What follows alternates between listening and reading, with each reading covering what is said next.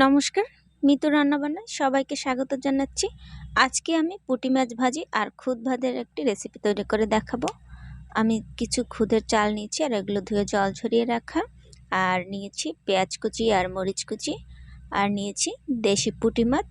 এগুলো এখন আমি লবণ আর হলুদ দিয়ে ভালো মতন মেখে নিব। কিভাবে রান্না করলে খুদ ভাত বেশি ঝরঝরে হয় সেটাই আপনাদের আজকে আমি দেখাবো, তাই ভিডিওটি না টেনে পুরোপুরি দেখার অনুরোধ রইল। মাছগুলো সুন্দর মতন মাখানো হয়ে গেছে। এবার আমি চুলায় একটা কড়াই বসিয়ে দিয়েছি, আর কড়াইটা ভালো মতন গরম করে নিয়ে আমি সয়াবিন তেল দিয়ে দিচ্ছি।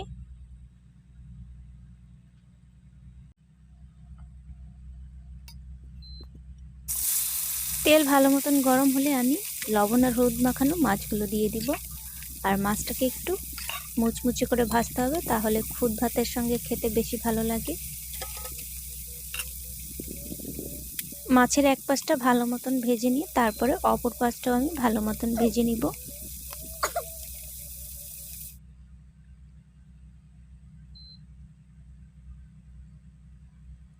মাছগুলো এখন আমি ওলট পালট করে দিচ্ছি দুই পাশ ভালো মতন ভাজার জন্য।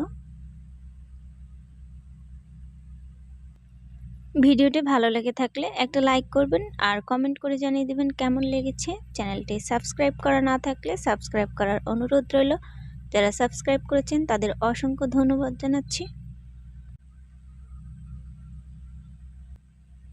মাছগুলো ভাজা হয়েছে, ঠিক এরকম লাল লাল করে ভেজে নিতে হবে, আর অনেকটা মুচমুচে যাতে থাকে সেদিকে লক্ষ্য রাখতে হবে। বাকি মাছগুলো ভাজার জন্য আমি কড়াইয়ে আরও তেল দিয়ে দিচ্ছি।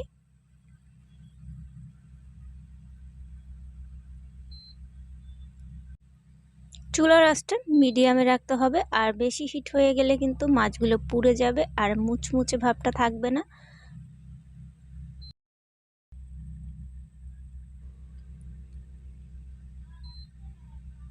মাছগুলো একই রকম লাল লাল করে ভেজে নিয়ে তারপরে আমি মাছগুলো তুলে রাখবো।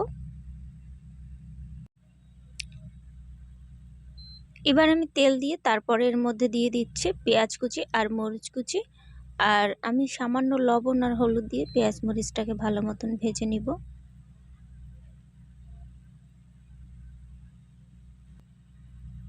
পেঁয়াজের কাঁচা গন্ধ না যাওয়া পর্যন্ত ভালো মতন ভেজে নিব।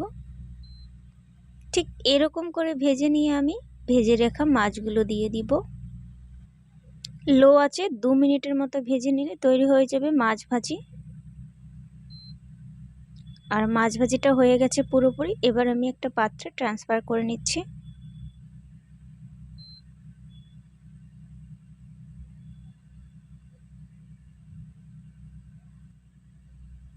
খুদের ভাত রান্নার জন্য আমি পর্যাপ্ত পরিমাণ জল দিয়ে দিচ্ছি। এবার আমি জলটাকে ভালো মতন গরম করে নিব, আর গরম জলের মধ্যে খুদ যদি রান্না করা হয় তাহলে কিন্তু বেশি ঝুরঝুরে হয়। ঠিক এরকম গরম করে আমি ধুয়ে জল ঝরিয়ে রাখা চালটা দিয়ে দিচ্ছি।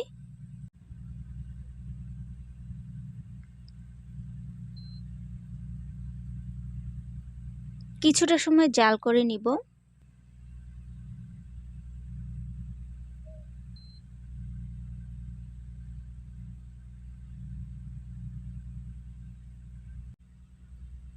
ঠিক এ পর্যায়ে আমি একটা ঢাকনা দিয়ে ঢেকে দিব, চালগুলো যাতে ভালো মতন ফুটে যায়।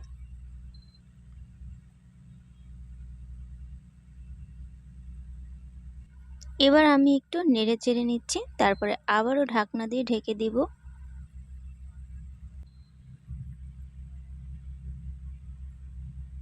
এ পর্যায়ে আমি দিয়ে দিচ্ছি স্বাদ মতো লবণ, আর এই সময়টাতে যদি লবণ দেওয়া হয় তাহলে কিন্তু সম্পূর্ণ ভাতের সঙ্গে লবণটা সুন্দর মতো মিশে যায়। এবার চুলার আঁচটা লো হিটে রাখতে হবে, আর এই সময় জাল দেওয়ার কোনো প্রয়োজন নেই যেহেতু আমি মাটির চুলায় রান্না করতেছি। ফিরছি 10 মিনিট পরে, আর দেখুন ভাতটা কতটা ঝুরঝুরে হয়েছে।